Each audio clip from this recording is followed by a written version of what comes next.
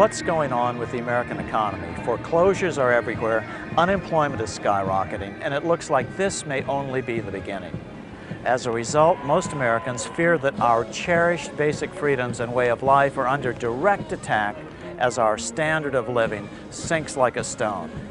But could it be that all these problems were foreseen 100 years ago by L. Frank Baum, the author of The Wonderful Wizard of Oz? Why is this just coming out? Because when the MGM movie The Wizard of Oz was made in 1939, significant changes were made from L. Frank Baum's original book version written 40 years earlier in 1899.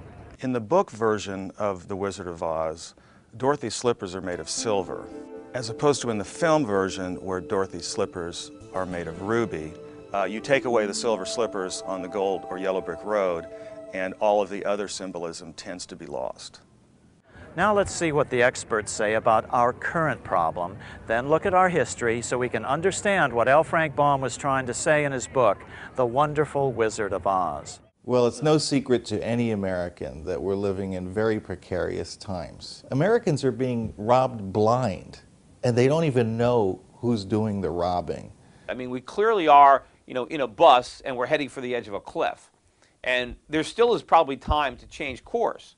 The only problem is the people driving the bus don't realize that there's a cliff there yet. If the problem that's grinding the economy to a halt is too much debt, and if nobody in the government, in either party, is looking at solving the debt problem, then the answer is it's going to go into a depression as far as the eye can see. And so we're going to have a massive recession, or let's call it a depression, while the economy rebalances away from a service sector economy towards a good producing economy, away from a borrow and spend economy to a save and produce economy. That's what we need to do. We can't get from where we are to where we need to be without a severe depression. What can government do? The sad answer is, under our current monetary system, nothing. It's not going to get any better until the root cause of the problem is understood and addressed. There isn't enough stimulus money in the entire world to get us out of this hole. Why? Debt. The national debt is just like our consumer debt. It's the interest that's killing us. You must understand that every penny, every dollar we have in circulation is created as an interest-bearing debt. So what is the national debt? When government spends more than it collects in taxes, it has to borrow the difference by selling interest-bearing IOUs, such as U.S. bonds.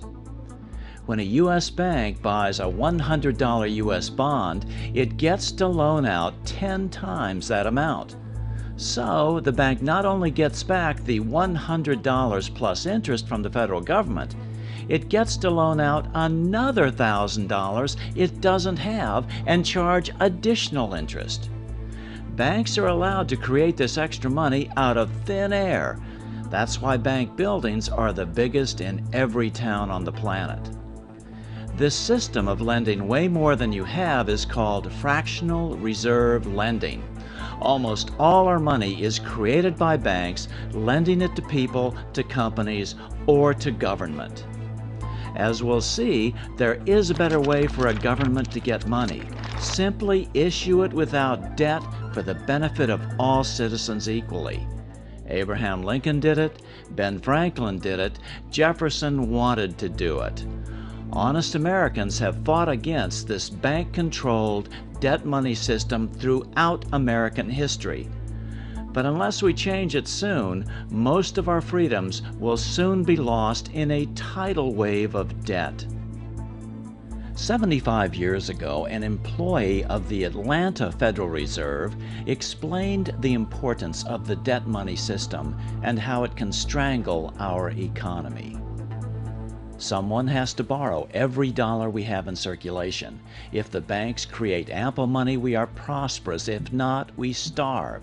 When one gets a complete grasp of the picture, the tragic absurdity of our hopeless position is incredible. It is the most important subject intelligent persons can investigate and reflect upon. Our government should never go into debt. It doesn't need to go into debt. A government can issue the money it needs. That's absolutely right. Under our current money system, the government has to borrow our money into existence, then pay interest on it. That's why they call it the national debt. All our money is created out of debt. Politicians who focus on reducing the national debt without trying to actually fix the underlying cause probably don't understand what the national debt really is. To reduce the national debt would be to reduce our money, and there's already not enough money for the average person. Why haven't we heard this before? Because most of the media and Congress are beholden to the big banks for loans. Yes, Congress still appropriates money, but where do they get it? Again, what they can't raise from taxes, they borrow from banks. In 2009, Congress will spend over $4 trillion, but they will have to borrow half of it. But on top of that, in 2008-2009, Congress bailed out the biggest banks by giving them nearly $1 trillion. The worst part is we aren't just giving the money away, we're borrowing it to give it away. If we don't do something about the fact that we are now in a situation where the additional debt we're taking on is actually depressing GDP, we're going to have a major problem here in the very near future. You can't keep doing that forever. Sooner or later, the people that loan us that money are going to say, no, we're not going to loan you anymore. One of the things I think that's difficult to figure out from the political side of this thing, it's clear that they're making a lot of mistakes. And the question in my mind is, are these mistakes? Could people in Washington, you know, the highest officials of the land, really be ignorant about what they're doing? Because I can't look at what the politicians are doing in Washington. I can't look at that and say there's any hope of that working. And these guys have to face an election. Now, when the next election rolls around, they're not going to be politically popular figures. There are going to be consequences for the politicians. So what makes them push the wrong buttons? The other day I heard a senator on TV say the trouble with General Motors, they have too much debt. And so the solution is to give them another big loan. Well, you can't borrow yourself out of debt. General Motors can't, you and I can't, the federal government can't. Nobody can borrow themselves out of debt. No more than, like I said before, you cannot drink yourself sober. And that's what we're all trying to do. So it don't make any difference what kind of stimulus. And Obama, he had the right idea. We're going to build lots of new roads, but he's going to borrow the money. Well, how we can't even pay the debt now. I mean, we can't even pay the interest on it. Nobody's even talking about the debt problem as such. They're talking about the fact that, gee, the bankers aren't making enough money to live in the way that they're accustomed to. Until politicians begin to understand where the root of the problem lies, we're never going to fix this. But the good news is that the solution isn't new or radical. America used to do it long before L. Frank Baum wrote about it. Throughout American history, politicians have fought with big bankers over it. But this aspect of our history has now been erased from history books. I think we need to reconsider and rethink, perhaps, the very foundations of our economic and monetary system. The government, a government agency of some kind, should take charge of the money supply. But that's not the way it is now in Great Britain. No, not in any country. It's almost all over the world. The bulk of the money supply is now created by commercial banks as debt. If we were starting for people that were just at the start of the constitution of a society, and someone suggested, well, look, the best way of creating the money and putting it in is to combine it with the function of providing a competitive profit-making market for borrowing and lending, it would be regarded as idiotic.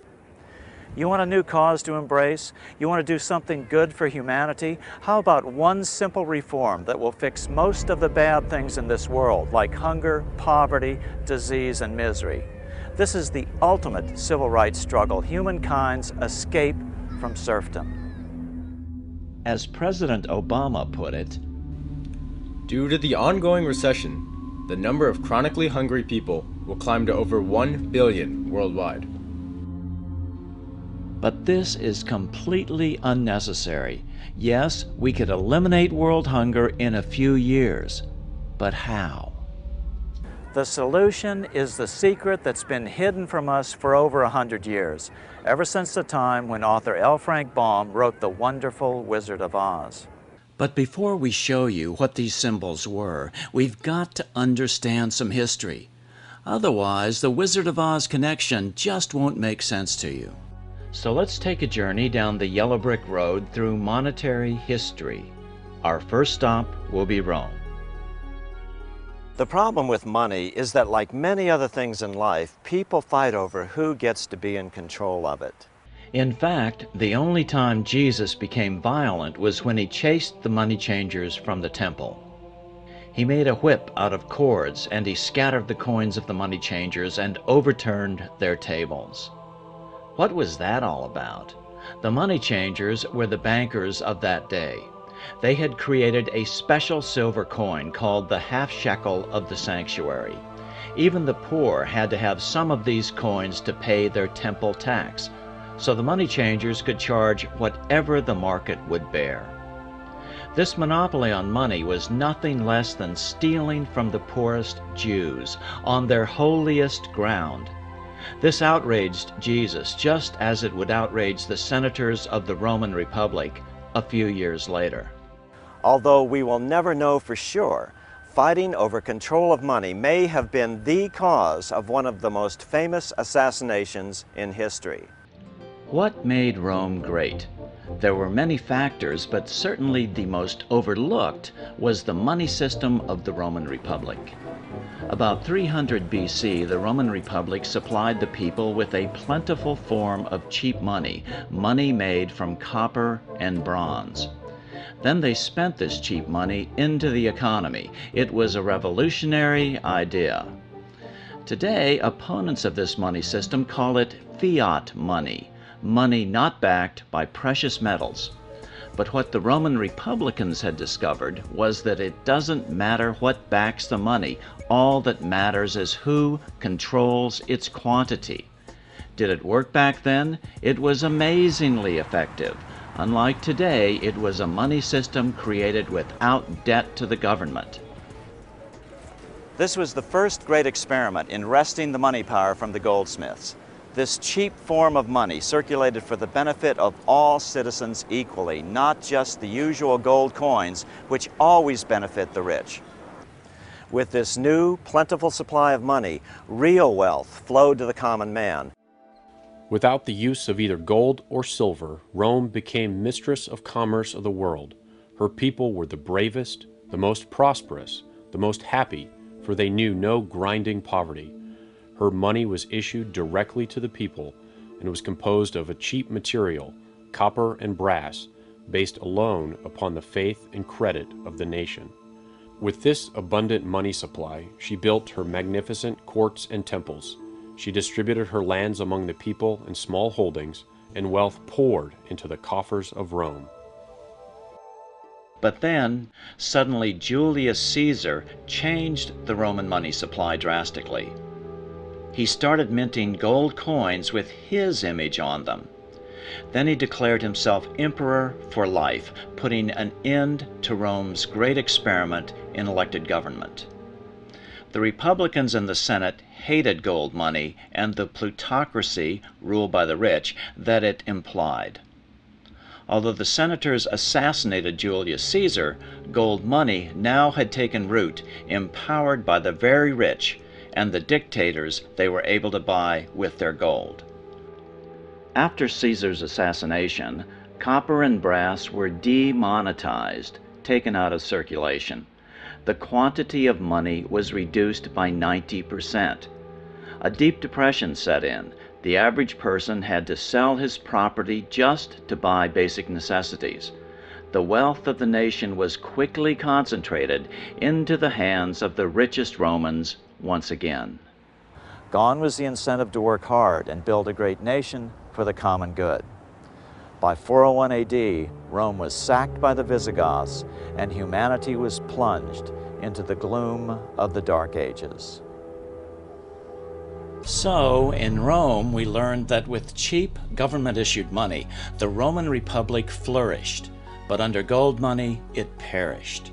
This controversy between cheap money and gold money continues throughout history and, as we'll see, is symbolized in part by the yellow brick road. Flash forward 7 centuries to 1100 AD in England. There were no banks like we think of them today. What served as banks were the goldsmiths, those who made their gold into gold coins. Although most people didn't understand it, these goldsmiths controlled the economy of the nation and thereby even the politics, even in a monarchy. By acting in concert, goldsmiths could either make money scarce or plentiful.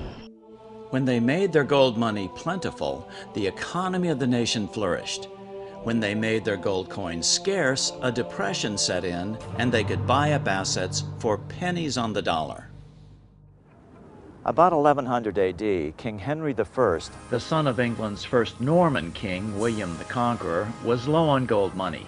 A series of costly wars had depleted the royal treasury. So just as colonial Pennsylvania would do hundreds of years later, Henry created a unique form of government-issued money called tally sticks. Tally sticks did not represent any quantity of gold or any other commodity. They were simply polished sticks of wood, issued by the king, which he declared to be good for the payment of taxes. That made tally sticks just as good as any other form of money.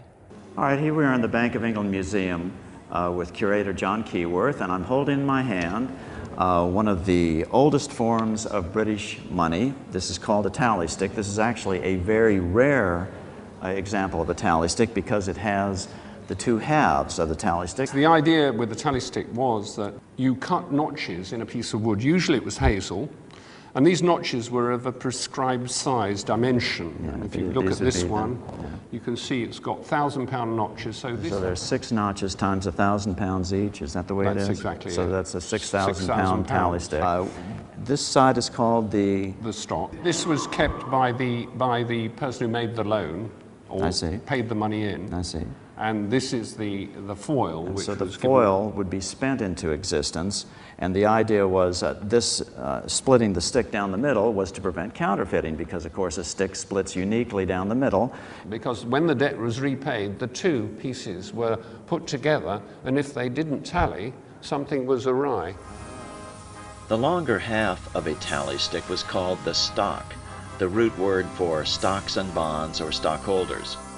For centuries, the supporters of gold-backed money have belittled tally sticks as an unimportant form of fiat money, one not backed by gold or silver. Some authors even claim that tallies weren't a real money system because they were only used for very large transactions, but that's just not the case. And was this the common size of tally sticks? In the Middle Ages, the average size was reckoned to be the length from the tip of his thumb to the tip of his forefinger, quite short. Because if you think of it in terms of this is 6,000 pounds. That means it's a huge, huge sum of money. So the wider the spacing, the larger the larger the amount. But it was a prescribed distance. It was an inch, and I think half an inch for hundreds and a quarter of an inch for tens. And then it became little lines drawn across with a saw.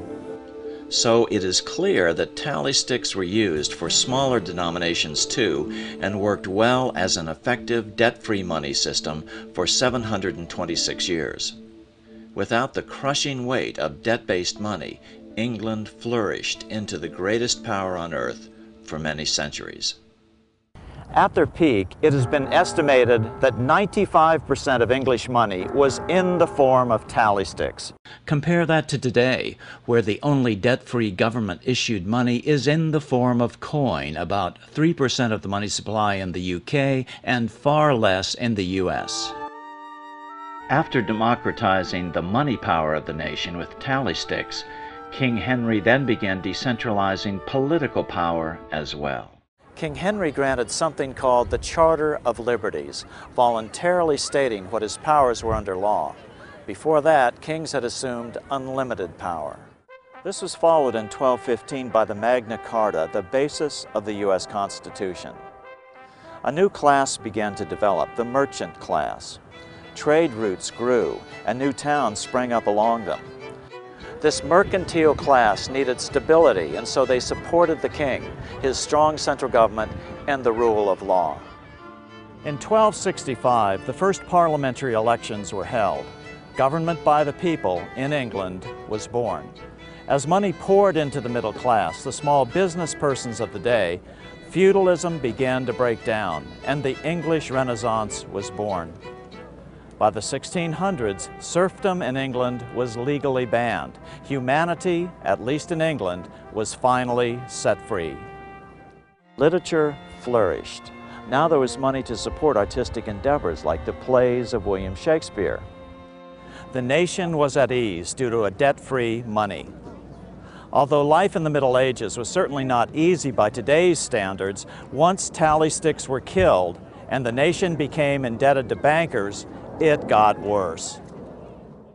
After 600 years, the money changers were finally able to begin to reassert their control over English money when they convinced the Parliament to create the Bank of England.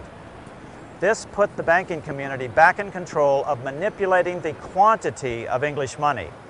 Now England had to borrow its money supply from banks and pay interest on it, instead of the government simply issuing its own money without such debt. So in England we learned that simple sticks of wood broke the monopoly of gold money. This debt-free money lasted for 7 centuries and allowed a small island nation to rule the waves and freedom to root deeply in the new middle class. With the goldsmiths back in control, England was now financing its wars with this bank loan money. Just 75 years later, England's war debts consumed 75% of its budget. 3/4 of British taxes were spent just on paying the interest on its war bonds. As a result, England needed to squeeze more and more money from all her colonies to pay the interest on this new growing debt. America was no exception. Pre-revolutionary America was still relatively poor. There was a severe shortage of precious metal coins to trade for goods, so the early colonists were increasingly forced to experiment with printing their own homegrown paper money. This paper money was called colonial scrip. Colonial scrip was a dangerous concept for bankers. It broke the colonies free of the privately owned central bank system, where money had to be created by banks and then loaned to governments. As Franklin put it, In the colonies, we issue our own money. It is called colonial scrip. We control its purchasing power, and we have no interest to pay to no one. in 1764, the British Parliament passed the Currency Act. Again, it ordered all Americans to pay their taxes in gold or silver coin. For those who believe that a return to a gold-backed money is the answer for America's current monetary problems, look what happened to America after the Currency Act of 1764 was passed.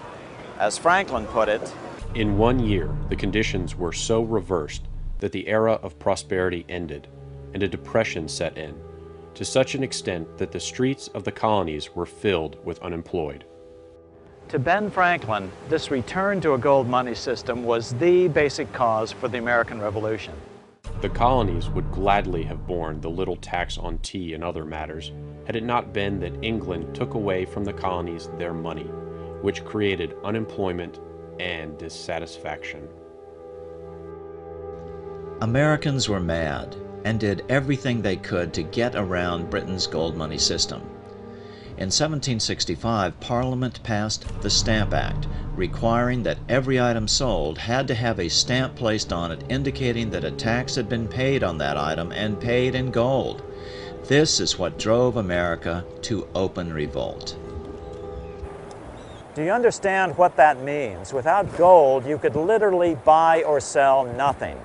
Why? Because the British had successfully forced the colonies to pay for everything using only a precious commodity, gold. This is the very definition of the word plutocracy, rule by the rich. These people that deal with gold and silver only have never spent 1 minute of actually trying to figure out how it worked in history, how it would work in real life, and the only way they can support their gold theories is they just treat it as religion and said, we don't have to understand it, we just know that that's God's money and it'll work, and that's not true. By the outbreak of the Revolution in April 1775, the colonies started printing a new form of paper money to finance the war.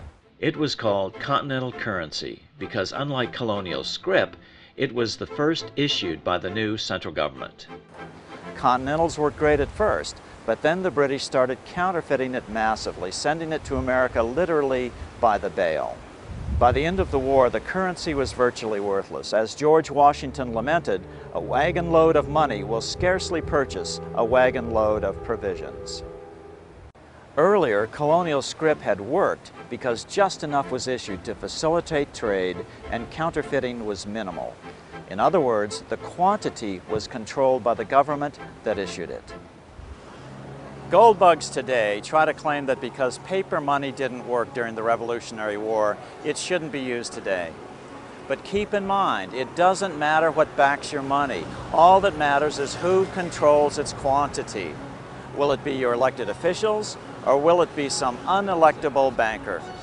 Colonial paper money before the Revolution had worked so well that the Bank of England had Parliament outlawed and forced America to use only gold money, gold which they controlled. In our next stop on the Yellow Brick Road, which represents the banker's gold money system, we find how the curse of the privately owned central bank first came to America. In 1781, towards the end of the war, the Continental Congress met here in Philadelphia. They pondered what to do about their grave financial situation. The money was so worthless that people papered their walls with it. Congress finally agreed to give a group of bankers a monopoly on creating U.S. money by loaning it to the government. It was the first privately owned central bank. The plan, of course, was modeled on the Bank of England. The new bank would be called the Bank of North America.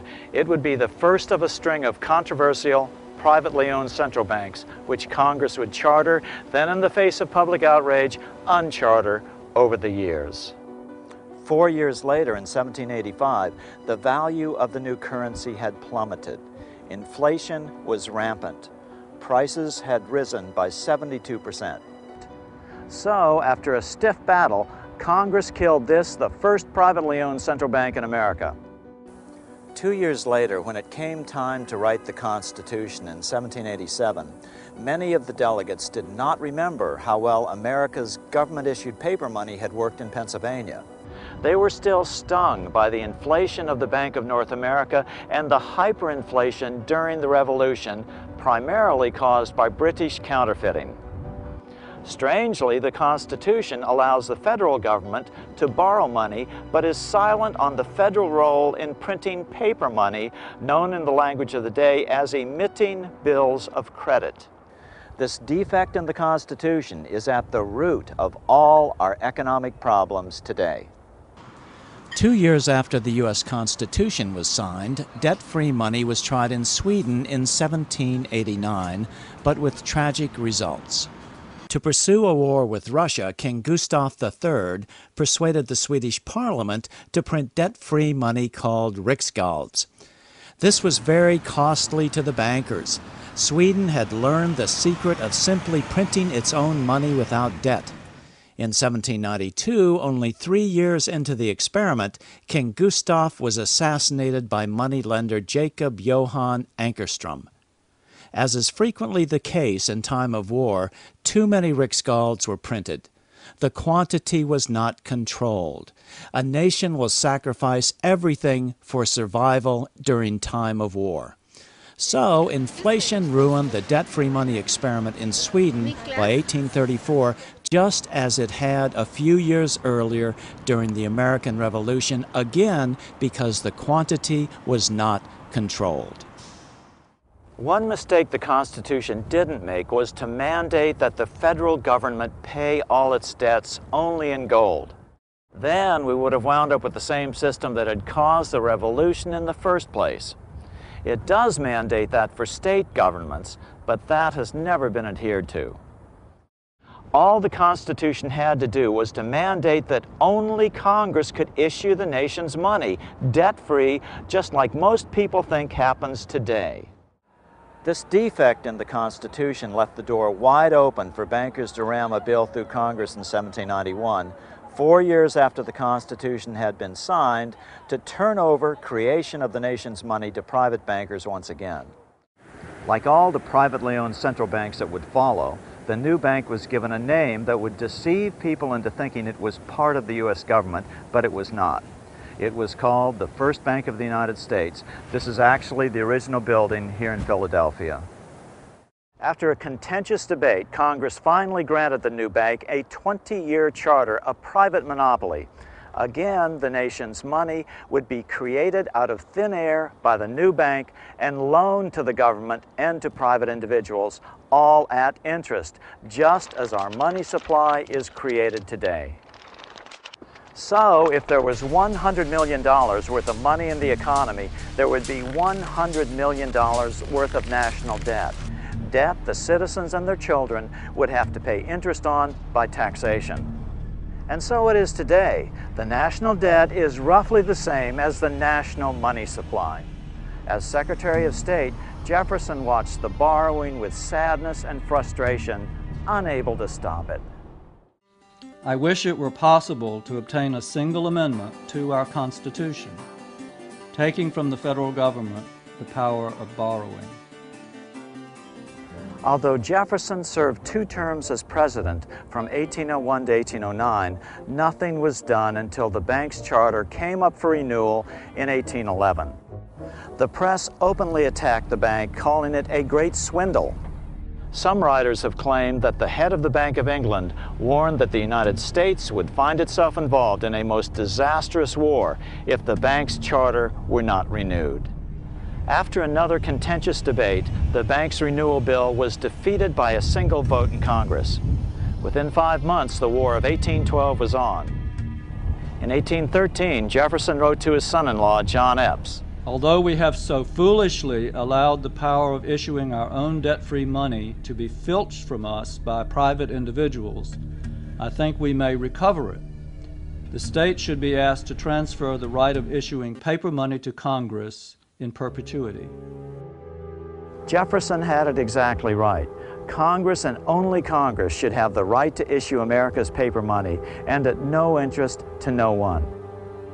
In 1814, the British successfully attacked Washington and burned the White House and the Capitol. After the conclusion of the War of 1812, the very next year, the bankers were back trying to get Congress to reinstate their precious privately owned central bank. Jefferson lashed out in a letter to then Treasury Secretary Gallatin. The Treasury, lacking confidence in the country, delivered itself bound hand and foot to bold and bankrupt bankers pretending to have money, whom it could have crushed at any moment. But despite Jefferson's protests, in 1816, Congress passed a bill giving another 20-year charter to a new privately owned central bank, the second bank of the United States. Once again, the English debt money system was back in control of America. It was almost like the revolution had never happened. But then the bankers ran headlong into Old Hickory, Andrew Jackson. By 1828, opponents of the bank nominated Senator Andrew Jackson of Tennessee, the hero of the final battle of the War of 1812, to run for president. The banks poured millions into Jackson's defeat, but to no avail. The American people were fed up with the privately owned central bank and wanted out. Jackson was swept into office. In 1832, with Jackson's re-election approaching, the bank tried to have their charter renewed early in the hopes that Jackson wouldn't want the controversy of a fight with bankers just before the election. They were wrong. Although Congress passed the renewal bill, Jackson vetoed it. His veto message drew a direct line between the bank and its masters in the Bank of England. It is easy to conceive that great evils to our country and its institutions might flow from such a concentration of power in the hands of a few who are irresponsible to the people. Controlling our currency, receiving our public monies and holding thousands of our citizens in dependence would be more formidable and dangerous than a military power of the enemy. Nicholas Biddle was head of the Second Bank of the United States. He was brazen with the financial power he wielded over the nation. He even threatened to cause a depression if Jackson's veto were not overturned. Nothing but widespread suffering will produce any effect on Congress. Our only safety is in pursuing a steady course of firm monetary restriction, and I have no doubt that such a course will ultimately lead to restoration of the currency and the recharter of the bank. Biddle made good on his threat. America was quickly plunged into a deep depression. Property was foreclosed on for pennies on the dollar. Jackson responded forcefully. You are a den of vipers. I intend to rout you out, and by the eternal God, I will rout you out. Eventually, the nation's newspapers sided with Jackson and the bank was not rechartered. Jackson then set about paying off the national debt, a debt caused by the government borrowing the nation's money supply into existence. Jackson was the only president who ever paid off the national debt. A few weeks later, an assassin tried to shoot President Jackson. He stuck 2 pistols in the stomach, but both misfired. Jackson solemnly warned the nation about any future attempts to establish another privately owned central bank. The bold effort the present bank had made to control the government, the distress it had wantonly produced, are but premonitions of the fate that awaits the American people should they be deluded into a perpetuation of this institution or the establishment of another like it.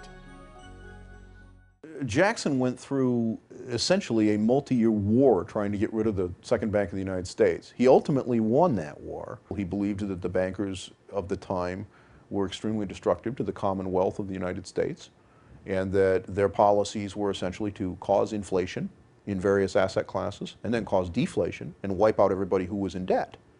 It's a pattern that is repeated throughout history. After the Revolutionary War, Great Britain sent some of their bankers over here to try to bribe Congress to get us onto a single metallic standard for the same purpose, because they controlled the gold supply. And if you control the quantity of the money, nobody else cares about anything else. You can cause depressions, deflation, inflation anytime you'd like, for your own political and monetary benefit. And that if you can give people cheap credit that they cannot afford, human nature is that people will take whatever you give them for free, okay? Whether it ultimately destroys them or not. And so you can create these boom and bust cycles that ultimately asset strip the wealth of average people.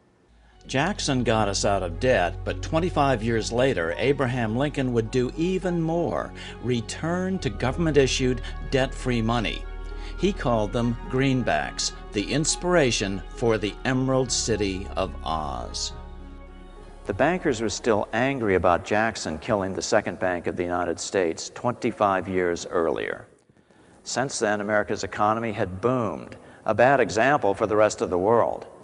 America had to be stopped, so they devised a plan to split the rich new nation, divide and conquer by war. As Chancellor of Germany, Otto von Bismarck put it in 1876, I know of absolute certainty that the division of the United States into 2 federations of equal force was decided long before the Civil War by the high financial powers of Europe. These bankers were afraid that the United States, if they remained as one bloc and were to develop as one nation, would attain economic and financial independence, which would upset the domination of Europe over the world. President Jackson saw this coming as well. In his farewell address back on March 4th, 1837, he warned the nation. Have designs already been formed to sever the Union? This great and glorious republic would soon be broken into a multitude of petty states, without commerce, without credit, loaded with taxes to pay armies, trampled upon by the nations of Europe. The bankers figured that no matter what the outcome, a war between North and South would leave America so financially strapped that the entire Western Hemisphere would once again be opened to colonization. Standing directly in the way was the newly elected President Abraham Lincoln. Lincoln evaded assassins in Baltimore in February of 1861 on his way to his inauguration in Washington on March 4th. The very next month, the first shots were fired at Fort Sumter, South Carolina, after 7 southern states seceded from the Union. Soon thereafter, France invaded Mexico and stationed troops along the southern border of the U.S.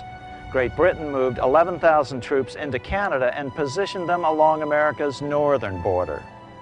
The two longtime European enemies were ready to fight over the scraps that their central bankers were about to make of the American experiment in freedom.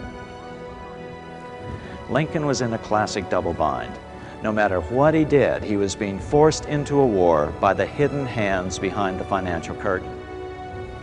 He agonized over the fate of the Union, sensing it was only through the strength of union that the financial powerhouses of Europe could be held at bay. In 1861, Lincoln went to New York to apply for the necessary war loans from what he hoped were patriotic American bankers.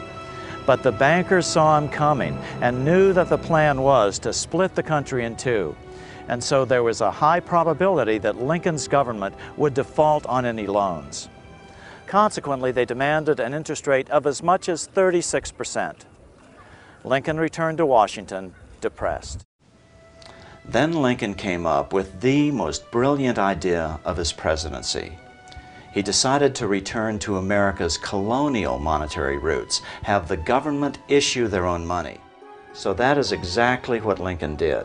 From 1862 to 1865, he printed $450 million of the new bills, which he called U.S. notes. To distinguish them from debt-based money, he had them printed in green ink on the back with a red seal on the front. That's why the notes were called greenbacks. Since Congress had declared greenbacks to be legal tender for all debts, Lincoln was able to pay his troops and buy their supplies with this new money, all created at no interest to the federal government. As MIT professor Dr. Davis Rich Dewey would write 40 years later in his Financial History of the United States, the underlying idea in the greenback philosophy is that the issue of currency is a function of the government, a sovereign right which ought not to be delegated to corporations. On April 14, 1865, 41 days after his second inauguration and 5 days after the end of the Civil War, Lincoln was shot by John Wilkes Booth at Ford's Theater. The Chancellor of Germany, Otto von Bismarck, lamented the death of Abraham Lincoln. The death of Lincoln was a disaster for the world. There was no man great enough to wear his boots. I fear that foreign bankers, with their torturous tricks, will entirely control the exuberant riches of America and use it systematically to corrupt modern civilization. They will not hesitate to plunge the whole world into wars and chaos in order that the earth should become their inheritance. 10 years after Lincoln's death, Bismarck himself narrowly escaped an assassination attempt in 1875. After the death of President Lincoln, the bankers began to reassert their control over America's money. This was no easy task. Lincoln's greenbacks, just like Rome's plentiful debt-free coins and England's debt-free tally sticks, were generally popular, and their existence had let the genie out of the bottle. The public was becoming accustomed to debt-free money. Popular songs sang the greenbacks' praises. On April 12, 1866, Congress passed the Contraction Act, authorizing the Secretary of the Treasury to begin to retire the greenbacks in circulation and to contract the money supply. Authors Ted Thorne and Richard Warner explained the results of the money contraction in their book on the subject, The Truth in Money Book. The hard times which occurred after the Civil War could have been avoided if the greenback legislation had continued as President Lincoln had intended.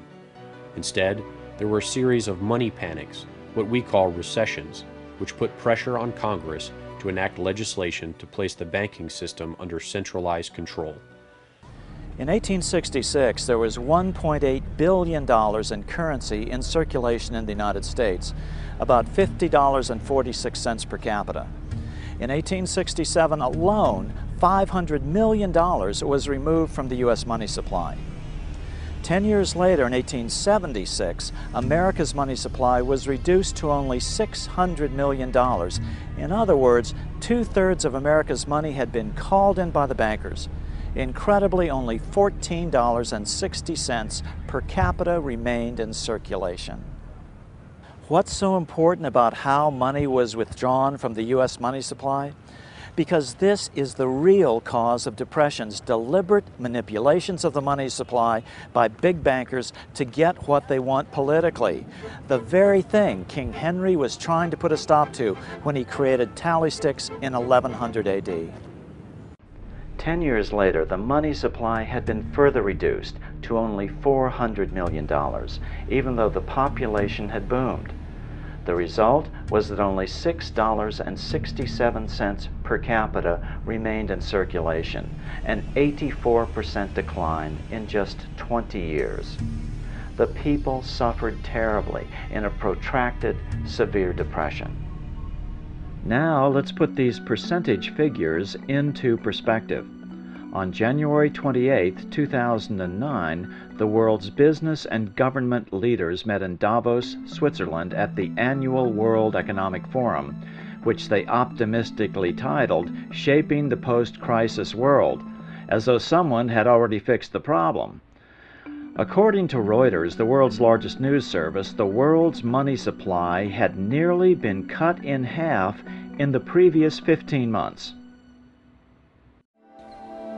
40% of the world's wealth was destroyed in the last 5 quarters. It is an almost incomprehensible number. And how does that compare to the Great Depression of the 1930s? Nobel Prize-winning economist Milton Friedman put it this way in his 1996 interview with National Public Radio.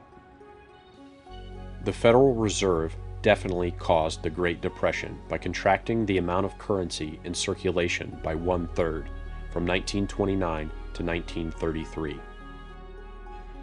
In other words, by January of 2009, the world's money supply had been contracted more than that which caused the Great Depression in America in the 1930s.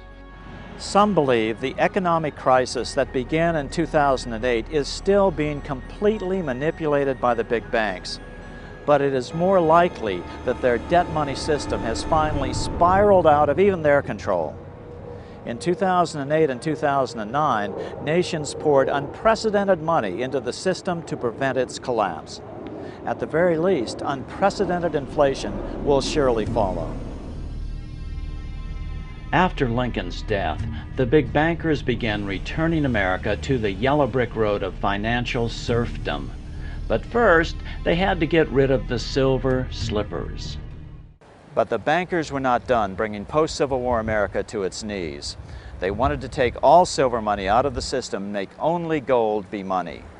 In 1872, a British banker named Ernest Zed was given £100,000, about $5 million in today's money, by the Bank of England and sent to America to bribe the necessary congressmen to get silver demonetized to further reduce the money supply. The Bank of England wanted America's money in their control, and what better way to achieve that than mandating a gold-only money system?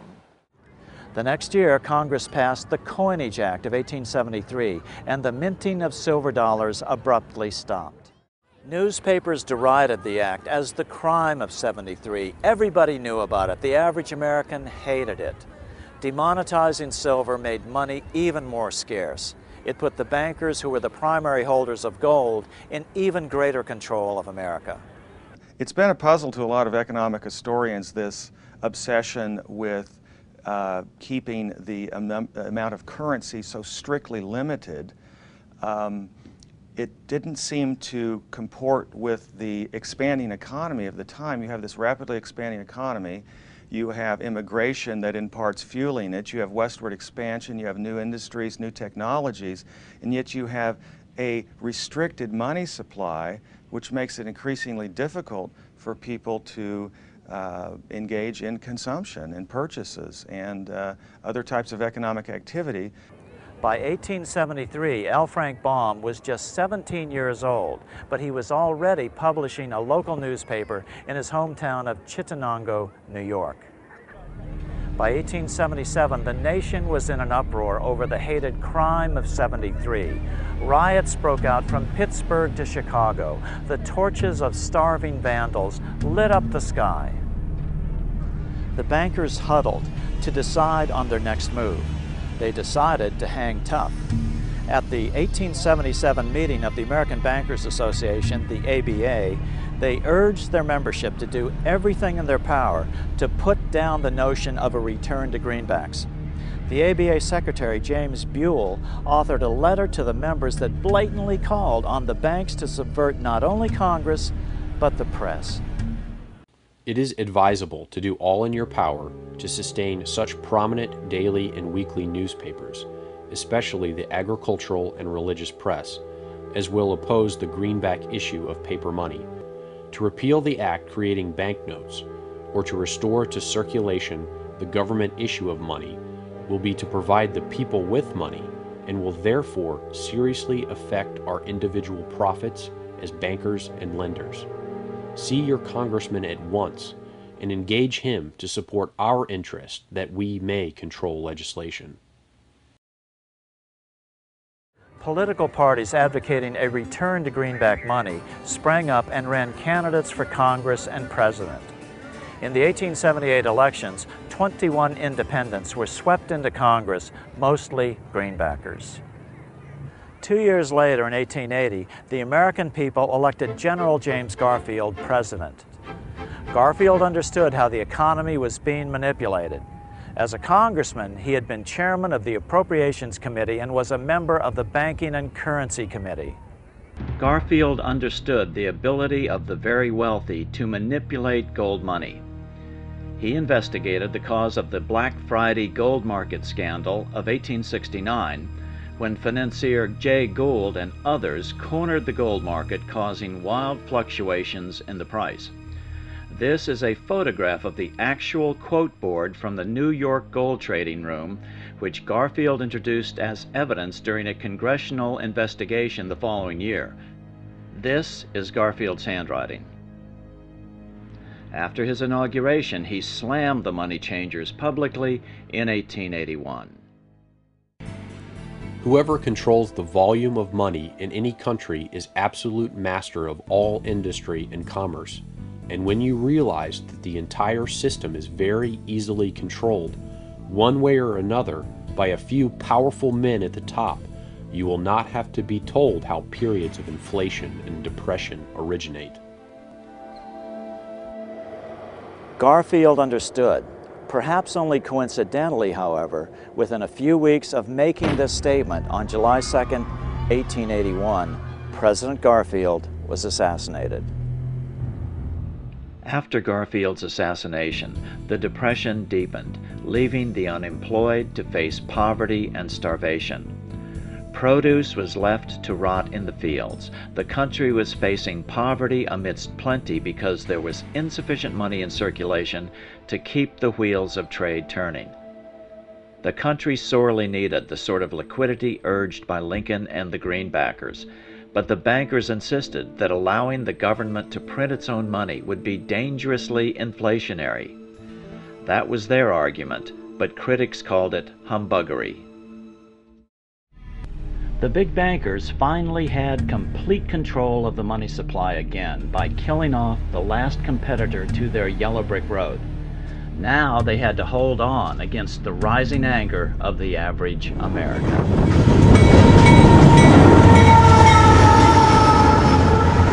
In 1888, L. Frank Baum moved his family to Aberdeen, Dakota Territory to open a general store. Baum sympathized with the local farmers hard hit by the combination of scarce money and a severe drought. Unfortunately, he got so deeply in debt that the bank foreclosed on the store. In 1890, Baum, at age 34, started a local newspaper. It was an election year and politics was a hot topic in the Midwest. The 1890 congressional elections were a landslide for the Democratic Party. Only 300 miles south of Aberdeen, South Dakota, in Omaha, Nebraska, one of the newly elected congressmen was William Jennings Bryan, the man who would become known as the Lion of the Free Silver movement. A few years later, L. Frank Baum would closely follow the meteoric career of Bryan and even create the character of the Cowardly Lion to symbolize his political career. The year 1890 saw no economic relief in Dakota Territory, so Baum's newspaper folded at the end of the year. In 1891, Baum moved his family to Chicago, where he took a job at the Chicago Evening Post. Meanwhile, back on the national front, the bankers were ready to unleash additional monetary restrictions. Their methods and motives were laid out with shocking clarity in a memo sent out by the American Bankers Association, the ABA, in 1891. Notice that this memo called for bankers to create a depression on a certain date 3 years in the future. Here's how it read in part. Note the telling reference to England, home of the mother bank. On September 1st, 1894, we will not renew our loans under any consideration. On September 1st, we will demand our money. We will foreclose and become mortgagees in possession. We can take 2/3 of the farms west of the Mississippi and thousands of them east of the Mississippi as well at our own price. Then the farmers will become tenants as in England. The next year, a leaflet known as the Panic Circular was issued by the American Bankers Association and was subsequently published in many newspapers. It urged all national banks throughout the United States to help deepen the money panic. Silver, silver certificates, and treasury bonds, that is to say all the government's money, must be retired, and interest-bearing national banknotes made the only money. You will at once retire 1/3 of your circulation, your paper money, and call in 1/2 of your loans.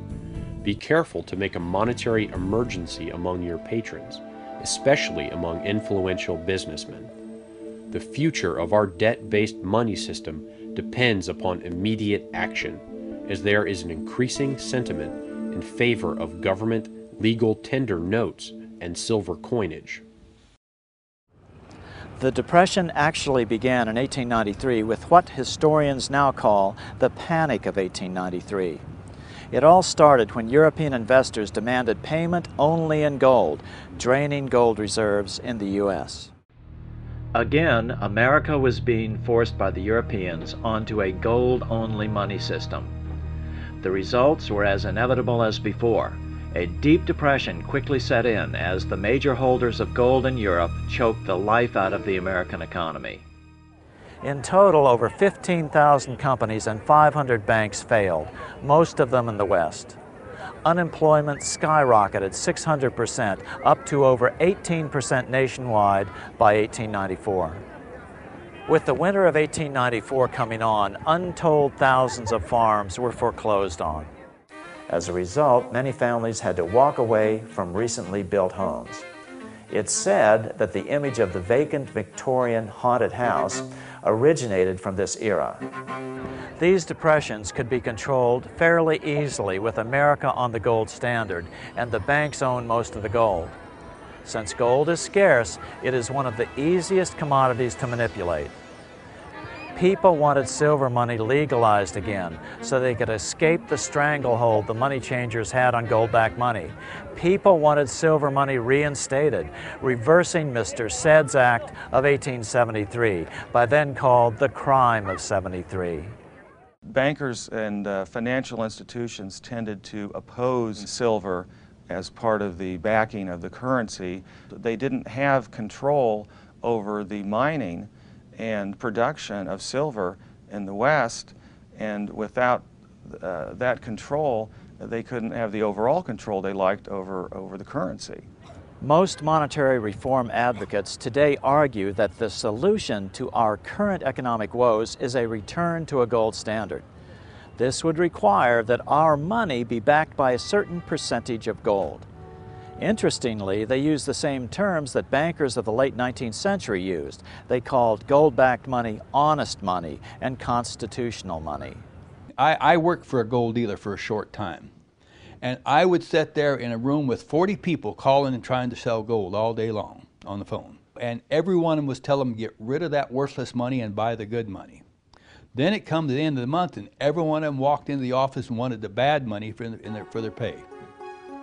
As the Depression deepened and big banks continued to buy up farmers' foreclosed properties, a lion emerged out of Nebraska to try to break their deadly chokehold on the American economy. 1896 was a pivotal year in American history. L. Frank Baum was now living in Chicago and deeply interested in politics. But to make a living for his wife and 4 children, he worked as a traveling salesman. When he was home, he was writing his first children's stories. On the political front, the presidential campaign of 1896 would see the explosive money issue dominate the election. The farmers of the West were sick and tired of the bankers not lending out their gold money. In fact, most of the money that was still in circulation was about $300 million worth of Lincoln's old greenbacks. A virtually unknown former congressman from Nebraska, William Jennings Bryan, ran for president as a Democrat and embraced the free silver issue, which the Populist Party had unsuccessfully tried earlier. Bryan's father had been an ardent greenbacker. The New York bankers were well aware of the anger and tried to control the 1896 Democratic Convention. An article said to have been published in a banker's magazine of 1892 shows not only their attempts to manipulate the politics of the day, but also their deep contempt for the average American voter, whom they refer to as the inferior social stratum of society. We must go forward cautiously and consolidate each acquired position, because already the inferior social stratum of society is giving unceasing signs of agitation. Let us make use of the courts. When through the law's intervention the common people shall have lost their homes, they will be more easy to control and more easy to govern, and they shall not be able to resist the strong hand of the government acting in accordance with the control of the leaders of finance. As the quote continues, notice how they try to manipulate the population into focusing on diversionary political issues. We must keep the people busy with political antagonisms. We will therefore speed up the question of reform of tariffs within the Democratic Party, and will put the spotlight on the question of protection for the Republican Party. By dividing the electorate this way, we'll be able to have them spend their energies at struggling amongst themselves on questions that for us have no importance whatsoever. Now let's return to the 1896 Democratic Convention. The issues were remarkably similar. William Jennings Bryan represented the embodiment of all the Democrats' wrath against the gold money system. At the Democratic National Convention in Chicago in 1896, Bryan made an emotional speech entitled Crown of Thorns and Cross of Gold. Bryan's speech was so powerful that it propelled him from relative obscurity to the presidential nomination on the 5th ballot at the tender age of 36. Amazingly, we have Bryan's actual voice recreating portions of this famous speech recorded years later with the advent of recording technology. Although the recording does not capture the power of the original moment, it does allow us to hear Bryan's voice. I come to speak to you in the defense of a cause as holy as the cause of liberty, the cause of humanity. Never before in the history of this country has there been witnessed such a contest as that through which we have just passed. Bryan's recreation recording then skips significant portions of his original speech. According to the official proceedings of the Democratic National Convention, Bryan continued with these important references to America's monetary history. What we need is an Andrew Jackson to stand as Jackson stood against the encroachments of aggregated wealth. We say in our platform that we believe that the right to coin money and issue money is a function of government. We believe it. We believe it is a part of sovereignty.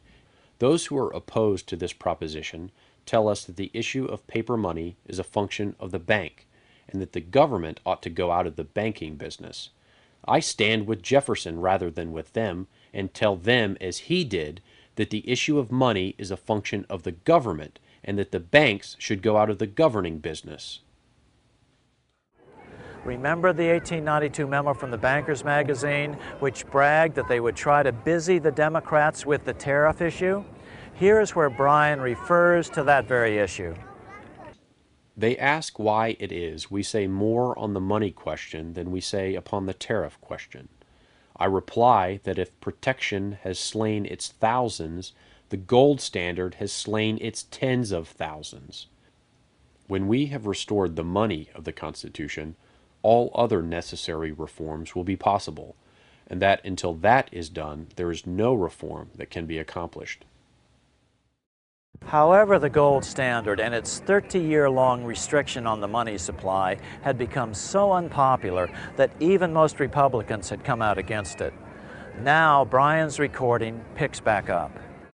They will search the pages of history in vain to find a single instance where the common people of any land have ever declared themselves in favor of the gold standard.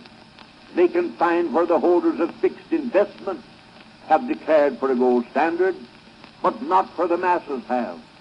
If they dare to come out in the open field and defend the gold standard as a good thing, we will fight them to the uttermost. We will answer their demand for a gold standard by saying to them, "You shall not press down upon the brow of labor this crown of thorns. You shall not crucify mankind upon a cross of gold." The bankers were scared. The average American farmer was mad about the lack of a plentiful money supply. Now it looked like they had finally gained sufficient political force to win the highest office in the land and disrupt all the bankers' plans. As a result, the 1896 campaign was among the most fiercely contested presidential races in American history. Though Bryan was only 36 years old at the time, this speech is widely regarded as the most famous oration ever made before a political convention. The McKinley campaign outspent Bryan by a 5-to-1 margin. Bryan's strategy was to take his political campaign on the road. Bryan invented the National Stumping Tour. He made over 500 speeches in 27 states during the 4-month campaign, an average of 4 a day, many of them lasting over 2 hours. Across the nation, tens of thousands of Americans rallied around Bryan's appearances with torchlight parades. L. Frank Baum's own son wrote that Baum marched in more than one torchlight parade for Bryan. The battle became so heated that thousands of miles away in Alaska, the highest mountain in North America, Mount McKinley, was even named for Bryan's opponent, Republican William McKinley. It seems that the first gold miner on the mountain, a man named William Dickey, named the mountain in honor of the gold money candidate in retaliation because his many silver mining friends so zealously supported William Jennings Bryan. McKinley got manufacturers and industrialists to inform their employees that if Bryan were elected, all factories and plants would close and there would be no work. The ruse succeeded. McKinley beat Bryan by a small margin. Bryan ran for president again in 1900 and in 1908, but fell short each time. But the threat his presence presented to the national bankers afforded the Republican alternatives, Roosevelt and Taft, a measure of independence from the bankers. Roosevelt mildly opposed their monopolies, and Taft was unenthusiastic about their proposed central bank legislation that would finally be passed in 1913 as the Federal Reserve Act. The bankers therefore shifted their support to Democrat Woodrow Wilson in 1912. Although William Jennings Bryan never gained the presidency, his efforts delayed the money changers for 20 years from attaining their next goal, a new, privately owned central bank for America, the Federal Reserve. Bryan's defeat in 1896 was a great victory for big bankers.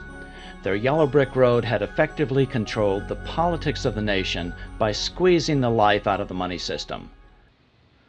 Now, with the history of money explained, let's take a look at L. Frank Baum, the author of The Wonderful Wizard of Oz. So who was L. Frank Baum? Lyman Frank Baum was born to wealthy parents right here in this house in Chittenango, New York in 1856. This is the house where L. Frank was born. His family lived in this area and had a barrel factory here across the road from the house. It's over here. Yes.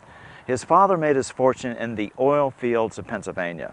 In 1880, at age 24, his father built him a theater in Richburg, New York, and Baum set about writing and acting in plays.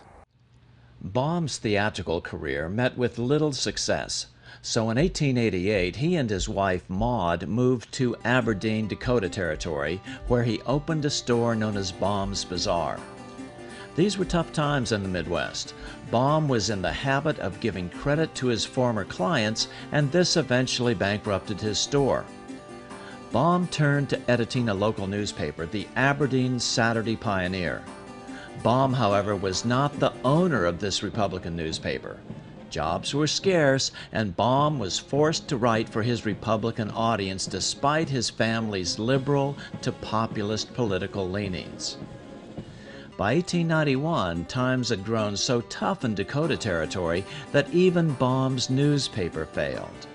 So he moved Maud and their 4 sons to Chicago, where he took a job reporting for the Evening Post. Like most writers, he had to work multiple jobs to feed his growing family. In 1897, Baum wrote and published Mother Goose in Prose, illustrated by Maxfield Parrish. In 1900, Baum and Denslow published The Wonderful Wizard of Oz. The book was the best-selling children's book for 2 years after its initial publication. Baum and Denslow teamed up to produce a musical stage version of the book that was also a huge financial success. Early film versions were produced in 1910 and 1925, but the MGM classic movie starring Judy Garland as Dorothy was produced in 1939. This version included many changes that largely obscured the monetary reform symbology. Dorothy's silver slippers were changed to ruby slippers to take advantage of the new Technicolor process. Now, with the history of money in America laid out, let's take a look at the Wizard of Oz to see if these symbols make sense. Well, the principal and most powerful symbolic reference is, of course, the yellow brick road and the silver slippers. In the book version of The Wizard of Oz, Dorothy's slippers are made of silver, as opposed to in the film version where Dorothy's slippers are made of ruby. You take away the silver slippers on the gold or yellow brick road, and all of the other symbolism tends to be lost. The original populist solution was government-issued money called greenbacks. But the greenbacker movement had failed, so the populists had switched to expanding the money supply with government-issued silver coins. The underlying dispute, however, was not what money was made of, but who should issue it, private bankers or the people themselves through their representative government. The first person Dorothy meets along the way is the Scarecrow, representing the supposedly ignorant Western farmer. Although he thinks he doesn't have a brain, the Scarecrow proves to be very clever at figuring things out on the trek to Washington. And this was Baum's way, perhaps, of saying that the farmer, in fact, did understand the basics of economics, and that an expansion of currency was, in fact, a legitimate way of improving the condition not only of the farmer, but of the economy as a whole. Next, Dorothy and the Scarecrow meet with the Tin Woodman, Baum's symbol for the factory worker. And what he needed was some oil or liquidity. He needed the liquidity of more money in the system. As Professor Hugh Rockoff of Rutgers University put it in his 1990 article in the Journal of Political Economy, the Tin Woodman had joined the ranks of those unemployed in the Depression of the 1890s, a victim of the unwillingness of the Eastern gold bugs to countenance an increase in the stock of money through the addition of silver. And then there was the Lion, who represented William Jennings Bryan. Bryan was actually called the Lion of the Silver Movement. He was the leader. Bryan was considered a coward because after his loss in 1896, he backed away from the Free Silver movement. According to Professor Rockoff, the last character to join the group is the Cowardly Lion. This is Bryan himself. The sequence is not accidental. Baum is following history and suggesting that the movement was started first by the Western farmers, was joined by the working man, and then, once it was well underway, was joined by Bryan. The Roaring Lion is a good choice for one of the greatest American orators. So off go the four unlikely companions, headed for Oz along the dangerous yellow brick road in hopes that a powerful wizard will grant their requests. Some experts view this as symbolic of the very first march on Washington, that of Coxey's army in 1894, to try to break the Depression. Jacob Coxey was a successful businessman who led a march from the Midwest to Washington, D.C. to seek redress for the economic plight of millions at the time who were suffering during the crisis of the Depression of 1893. He marched with a so-called industrial army. These were just unemployed men. So this trek is often seen as inspiration behind Dorothy and her group's trek to the Emerald City to seek redress from the Oz, or the President of the United States. Coxey was hoping to meet with President Cleveland. However, he was arrested for trespassing, jailed, and his movement was dispersed. Coxey was a greenbacker, and his idea was simple. The federal government should build public works and pay for them by printing money. At the time, the idea seemed to be the wildest kind of extremism, but given unemployment of 18.4%, few modern economists would be prepared to dismiss such a proposal out of hand. On the trek to Oz, the Cowardly Lion falls asleep in a field of poppies. But why poppies? The poppies were representative of the Opium Wars that Bryan was opposed to. Poppies are a source of opium, and falling asleep in the field of poppies symbolizes the populist fear that Bryan would fall asleep in the midst of these new issues. The lion was rescued from this field where he was sleeping by a bunch of little field mice who, it said in the book, alone, of course, they wouldn't have been able to move this giant lion, but when they all got together, they were able to move him together. So this was like an excellent image of the populist movement, how a lot of people who had no power in themselves or alone, if they knew the direction in which they wanted to go, could move mountains, could actually have a major impact. There's a great deal of symbolism in the book that was lost in the movie, that there's just so much of it that there's no way that it couldn't have been reflective of this monetary reform movement. And some of it is just very pointed, like it couldn't mean anything else. For instance, there's one passage when they get to Oz and she's shown to her room in the palace, she goes through 7 passages and up 3 flights of stairs. Well, it just means nothing unless it means the crime of 73, which to all populists meant that statute which had revoked the ability of the people to bring their own silver to the mint.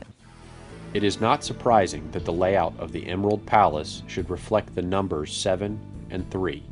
The crime of 73 was a crucial event in populist monetary history. The 2 wicked witches were the East and the West. The 2 banking powers at that time were Rockefeller and Morgan. And J.P. Morgan headed the Wall Street bankers in New York and ultimately got his funding from Europe. The Wicked Witch of the West could represent the Rockefeller interest.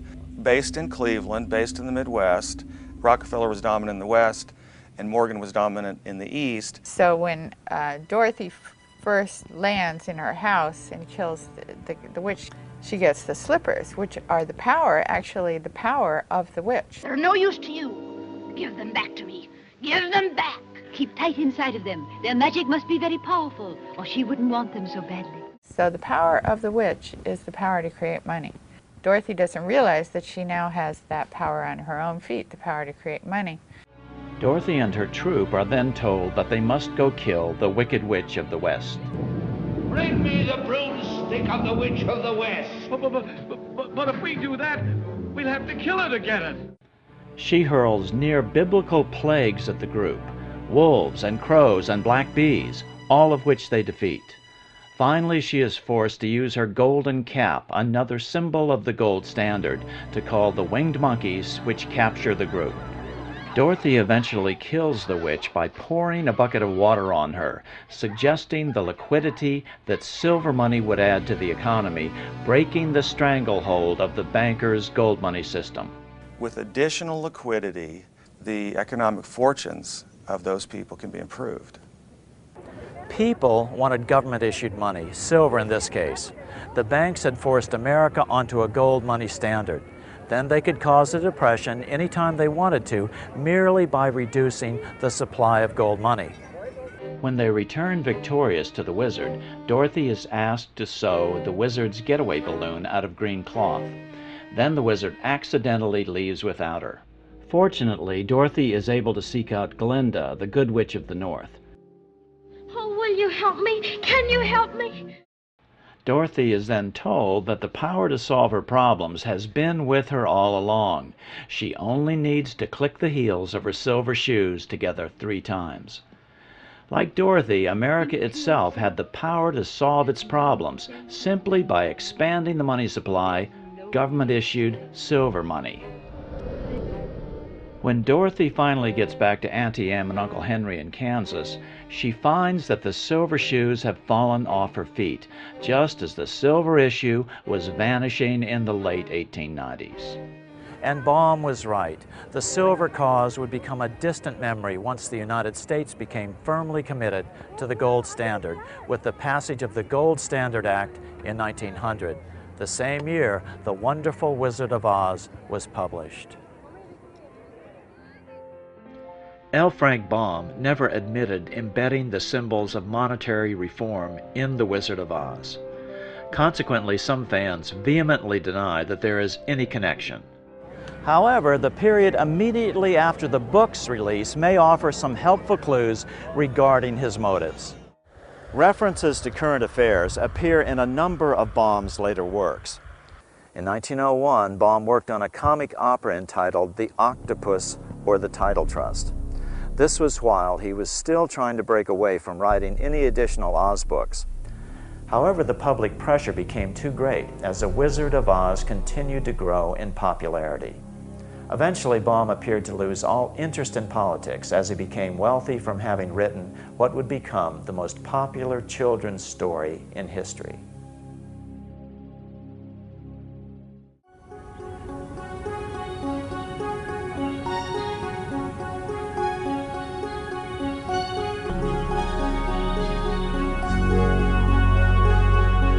So what can we do about this? There are several alternatives. They fall into 2 general categories: actions at the federal level and actions at the state level. There are 3 basic federal level solutions, all of which have at their core that government should issue and control the quantity of money, and commercial banks can only lend out the money they actually have. British citizen James Robertson splits up the money power between 2 competing governmental bodies. The British government would publish monetary objectives approved by Parliament, for example, an inflation range of 2 to 3%. Then the Bank of England would create just enough debt-free money to achieve those objectives. It would then give this money to the government to spend into the economy by the normal budgetary process. This is an agency of society. It's a public agency acting in the public interest, and it's acting in the public interest to achieve objectives given to it by the elected government. It should be at professional arm's length from the elected people themselves, because the legislators are going to try and get as much money as they can into their local economy. And if it's a question of a national election, they will want to manipulate decisions about the money supply in favour of keeping them in power. That seems to me You can't ignore that fact. It's a fact of life. Commercial banks would still be in operation, but could only lend out the money they have. Then they would have to compete for additional money on the open market, just as other corporations have to compete in the market to buy the materials they use. Lending out extra money that a bank didn't have would be considered a form of counterfeiting. They would be prohibited from creating new money at all. And they would be competing, absolutely competing without subsidy, as they have now, competing with other banks to provide a better deal. Right. And what this would do, it would make the banks truly competitive, which they're certainly not at the moment. They're about the only huge industry that is subsidized to the level that they are. And also, a competitive market for borrowing and lending would encourage new entrants to come in, you know, much more than they can get in now, when the existing licensed banks are so highly subsidized by the permission that they are given to create new money. Right. In other words, banks could only lend money they actually had. Absolutely. And I think that that's the situation that the Central Monetary Authority should be in. It should create the money debt-free, and it should give it to the government to spend into circulation. In Ellen Brown's solution, the government would create all the money debt-free. The solution to all this is to return to the government-issued money of the American colonists, and particularly the colony of Pennsylvania, which had its own bank and issued government credit. Congress feels that they have to bail out the banking system, and the real reason is that we think that we're dependent on this banking system for our credit, but we're not. Like Dorothy and all the characters in The Wizard of Oz, we have the power to create our own money and our own credit. The government's mentality in general seems to be, we'll do what we have to do and we'll worry about paying for it later. But what you could do is pay for it now. In other words, you don't have to pay for it later. You don't have to pay for it with debt. You can just pay for it with money. In the Money Masters solution, the government creates all the money in the form of debt-free U.S. notes or their electronic equivalents, and then spends that money into existence through the normal budgetary process. Existing money is of course replaced one for one with the new debt-free money. The national debt is paid off with this new money as well, but to prevent inflation, reserve requirements are gradually raised on the commercial banks, requiring them to maintain 100% reserves. In other words, banks could then only loan out money they actually have. I think that the solution is what I call $1 of capital, which is simply that you have to have $1 of capital against every unsecured asset you lend against. So if you're going to loan against credit card, you have to have $1 capital for every dollar that's outstanding in balance. If you're going to write loans against houses or against cars, you can write all the loans you want against the value of that asset, whatever that is. And as long as you do that, there's never a banking safety and soundness issue. Solutions at the state level will be easier to achieve initially before reform at the federal level is politically possible. An interesting fact is you don't have to have a federal charter to create a bank. States can charter banks as well. All it takes is a bill passed by the state legislature. Many states already allow state-chartered banks. The state then deposits all their funds into their new bank and can then utilize the fractional reserve principle to their advantage by making loans to themselves for roads, bridges, etc. at no interest. When the loans are repaid, the money is extinguished from the system. The beauty of this system is you create wealth without creating a permanent increase in the money supply and the consequent inflation. During the Civil War, Virginia authorized counties to issue their own debt-free money. Since there was no gold, there would have been no money in circulation to maintain commerce. These surviving bills are tissue paper thin. Minnesota monetary reform expert Byron Dale has proposed legislation for Minnesota to charter a state bank which would be empowered to give the state government all the money necessary to provide infrastructure funding such as road building and repair without debt or interest. My concept of money reform is just a little bit different, but it's only based upon the fact that for me personally, it's easier to work on my state legislators than it is my federal legislators. And of course, the solution to our problem is clearly money put into circulation without debt. Now, it really doesn't make any difference how you do it. It's just as long as the money comes into circulation without a debt to anybody and as a payment. The very concept of the bill is to simply have the banks create the money and spend it into circulation to build the infrastructure for the state. This proposal is currently working its way through the Minnesota legislature with several bankers as sponsors. Actually, the state-owned bank idea is nothing new. The Bank of North Dakota is the only state-owned bank in America. It was created in 1919 as a populist movement swept through the debt-ridden farmers of the Northern Plains. Even in these worst of times, the Bank of North Dakota is earning record profits and helping fund their state. It's been doing this for the last 90 years, hardly a radical startup idea. According to the bank's president, Eric Hardmeyer, we are the depository for all state tax collections and fees.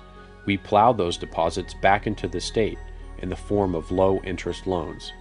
Over the last 10 to 12 years, we've turned back $1/3 of $1 billion just to general fund to offset taxes or to aid in funding public sector needs.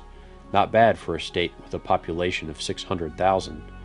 In 2009, the state of North Dakota does not have any funding issues at all.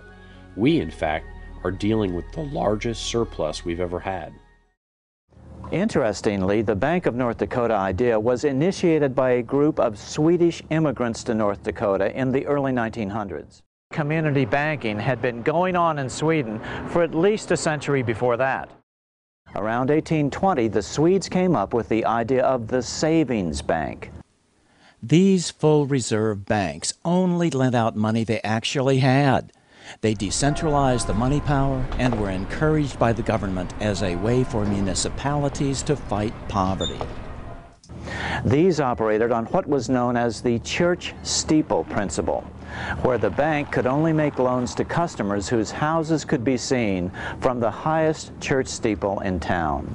These community banks increased the common wealth instead of the big bankers' wealth. This helped Sweden grow rich, which helped Stockholm to grow into the magnificent Venice of Scandinavia that we see here today. But then the debt-based bankers attacked the savings banks. They first convinced most of them to consolidate into bigger and bigger banks. Then the Swedish Parliament was convinced to pass a law allowing the non-profit savings banks to be bought up by the commercial banks. After a series of mergers, these banks are now called Swedbank. They were under a severe attack during the 80s, but many of the saving banks still remain in the country. And they are very effective, and especially because they decentralize the power and give it back into the hands of the citizens. They empower the local communities.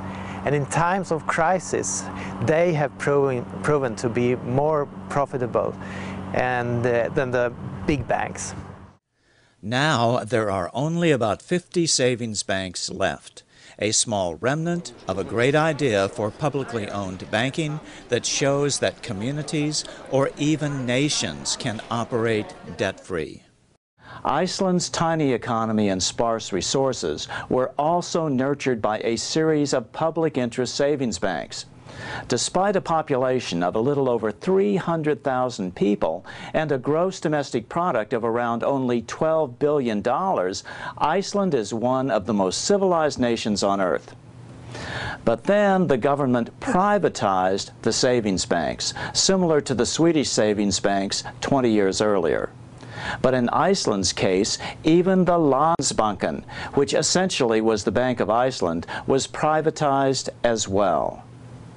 For the first few years, things looked good. The economy doubled. But under the surface, the private bankers were creating a huge financial bubble. They opened a new offshore internet bank called IceSave, targeting depositors in the UK and Holland by offering attractive interest rates for new depositors. Hundreds of thousands of new accounts were opened. Entire towns and police department pension funds put their money into IceSave, as did charities such as cancer relief funds. Using fractional reserve lending, IceSave fanned that into billions for questionable new loans. IceSave started investing in European ventures, especially in Russia. Many now believe that IceSave actually became a money laundering operation for the Russian mafia, all the while trading on the good reputation for solid banking Iceland had built up over the previous decades. However, when the bank was privatized, it still used the good reputation of Iceland to grow huge and do, lots of criminal activities. And the owner, Björgólfur Thor, he became one of the rich boys in the world really quickly, one of the billionaires. I've seen documents linking him to the Russian mafia and his father. One oligarch that fled to the UK confirmed that Iceland was used as a money laundering machine for the Russian mafia. When the crash came in 2008, the big Icelandic banks quickly failed. In the 5 years' time they were privatized before the collapse, they actually grew 10 times the Icelandic GDP. And when it collapsed, you can imagine how huge the collapse was, because they collapsed onto the shoulders of the nation or the taxpayers. The Icelandic parliament at first poured enormous amounts of taxpayer money into them to try to save them, but they still failed. Then the government bailed out all the Icelandic depositors, but the IceSave accounts were not in Iceland and were never insured by the Icelandic government, and so they were not bailed out. However, in the face of tremendous political pressure at home, the British and Dutch governments bailed out the IceSave accounts of their citizens, and then tried to make Iceland pay for it at terms that have decimated Iceland's fragile economy. The income tax of more than half of the nation, just the interest of this particular loan. Then you have other loans, then we would have gotten from, in 2007, being the most developed nation in the world, into a nation spending all its GDP just paying interest of foreign loans. Inflation shot up. Icelanders soon discovered that even the principal on their home mortgage loans was indexed to inflation. Many Icelanders saw the principal on their home mortgages double and their payments triple. This despite rising unemployment. The way the loan system is in Iceland is completely outrageous. I mean, it is, your rights as a consumer are zero. Foreclosures mounted and the citizens rioted. They call it their revolution. They stormed the Parliament Square.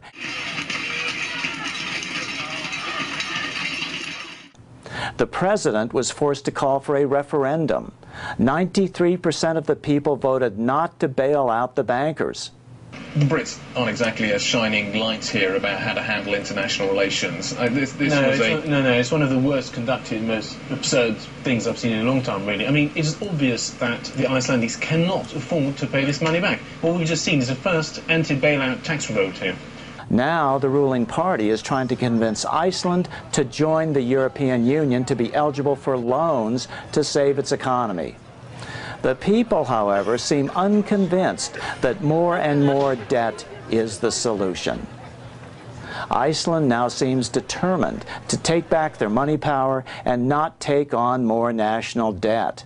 What I want to implement here is a healthy banking system where you don't have fractional reserve, you don't have high interest, the bank should not serve as mafia outlets. It should be something that is important for the communities. Over 70% of Iceland now opposes joining the EU, and some are now supporting proposals for cities to start up savings banks based on the Bank of North Dakota model to provide local credit and stop the rising wave of housing foreclosures. We're not part of EU yet. They are trying to put us in it with 70% of Icelanders don't want to join the EU, but the Social Democrats are in power, and that is their sole mission, to get Iceland into the EU. Iceland is proud of its democratic heritage. Iceland is the home of the oldest parliament in Europe, having met annually for over 1,000 years. For the first 800 years, the Icelandic parliament met at this site, where the North American tectonic plate meets the European plate. Called Þingvellir, Icelanders consider this a holy site where elected government was born. Today, Iceland is the new battleground as it attempts to become the first nation in modern times to escape the serfdom of the debt money system. If Iceland escapes, the rest of the world will be watching. If you end up paying this money, entering into the EU to try to find salvation that way, it will only get worse. What has happened in Iceland is going to happen on a worldwide scale. In our lifetime, there won't be enough money to cover all the debts. Why are governments pumping money into private banks? Why are they not letting them roll? I mean, just like any other. And then the excuse is, oh, they're too big to fail. Let them fail, please. So what this all boils down to is whether America, still the freest nation in history, will once again break free of the privately owned central bank as it has 6 times in the past. Our money is not issued by the government, even though they make it look like it is. It doesn't have to be this way. This system has got to go. Some will say, well, those crooks in Congress will create too much money once they get the money power. But Congress now creates all the money at once. It just creates it as debt, which never gets paid back, and which we, the people, have to continually pay interest on. Instead of creating bonds or debt, the government could and should be creating dollars, interest-free. Even though the federal government is out there borrowing and spending $3 trillion, 10% of GDP, 9.4, something like that, over the last 2 years. Even though they've done that, the total amount of debt outstanding in the system since the beginning of 2008 is actually contracted, including the federal government. Now, that comes directly off the Federal Reserve's own Z1. Okay? You cannot grow an economy in a debt-based monetary system for real when the outstanding credit is becoming smaller. It can't be done because all money is debt in one form or another. But more importantly, the Treasury could solve this. Treasury has authority to issue non-debt-backed currency. They do it every day, and the quarters that are in your pocket are not debt-backed. As the inventor of the electric light, Thomas Edison, put it, if our nation can issue a dollar bond, it can issue a dollar bill. Both are promises to pay, but one promise fattens the usurers and the other helps the people. Edison was friends with carmaker Henry Ford. Ford understood how the monetary system depended on keeping the average American confused. It is well that the people of the nation do not understand our banking and monetary system, for if they did, I believe there would be a revolution before tomorrow morning. Under this system, we can never get out of debt. It's just impossible. Nor is gold-backed money the solution. That was the most important symbol in The Wizard of Oz. You think international manipulation is easy now? Just wait until we return to a gold money system. As Thomas Edison told the New York Times, gold and money are separate things. Gold is the trick mechanism by which you can control money. That is the root of all evil. The solution is government-issued money. That's the most democratic form of money system. It maximizes freedom in a republic instead of the centralized control of the international plutocracy we are rapidly devolving into. But be prepared to deal with the modern-day gold bugs. Their arguments divert us from the real question. They say that this money that is created by the state or by society or whatever is not real money. Right. That it may represent real money, but it isn't real money. It's not what backs our money. It's who controls its quantity. That's what the Wizard of Oz was all about. Big bankers were controlling the quantity of American money, gold money. Others will say Congress isn't responsive to the people as it is. Well, of course not. Politicians are responsive to those with the power. Right now, the banks have the power. We have to take back the ultimate power of any nation, the power over its money. With the power of banks diminished, politicians will become responsive to the voters once again. If we value the Founding Fathers' dream of freedom and escape from serfdom by political self-determination, we have to conclude that creating our money is too important a function to be put into private hands. History has shown time and time again that leads only to plutocracy, rule by the rich, and ultimately slavery. But what about the banks? They're already failing. Let the big banks fail. No bank is too big to fail. Government can issue its own money. We don't need their hyper-expensive compounding interest system. Don't worry, banks or banking won't go away. You'll still go down to your corner bank to deposit your check. Your bank will still be there. Only the guts, the bank's accounting system, the part you will never see anyway, will change. It does not mean that the banks will be unable to be prosperous. They would have a slightly different business model than they enjoy now, but not even all the banks have that model today.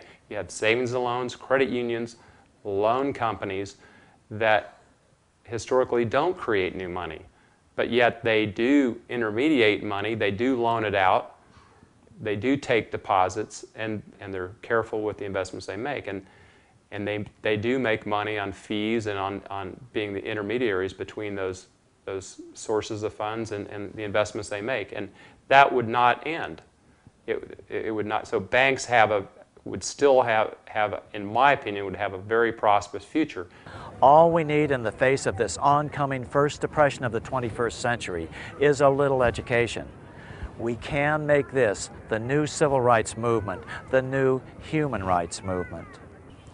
Nations of the world, the same applies to you. Virtually every nation now labors under the same monetary system. All money is created at interest, as a debt. Once again, we're falling for the bankers' threats of economic collapse, just like when Andrew Jackson tried to kill the Second Bank of the United States. It's nothing but pure extortion, world extortion. Let them fail. Remember, all this money we're giving them is at interest. Money we are borrowing to give to the banks. Then these very same banks have the audacity to loan this money back to us at more interest. This system has got to go. I think it'll be a very big change. I think it will be actually an essential change, looking to, let's say, the next 100 years or so, in the survival of our species. Absolutely. To get this thing straight. That's the secret that can set humanity free. Our children won't be saddled with any more national debt. That's right, no more national debt. That term will cease to exist. And don't fall for the argument that those rascals in Congress will spend too much money if they get the power to create money. Look at what they're doing now. They aren't spending it, they're just borrowing it, then giving it away. It can't get any worse. The questions raised by the study of the symbolism embedded in the wonderful Wizard of Oz are even more important when you understand that this is not just an American problem, it's totally international. This privately owned money system is worldwide and is literally the primary cause of most of the world's hunger, poverty, misery, and disease. After William Jennings Bryan's loss in 1896, their cause started weakening. Their ship started to sink. In 1900, L. Frank Baum's wonderful Wizard of Oz was like a desperate flare fired into the night of history, hoping that someone across the centuries would notice, would pay attention to the greatest issue of their era and ultimately ours, humankind's escape from the debt money system. Let's follow the example of Abraham Lincoln when he issued greenbacks in 1862 to save the nation from permanent division.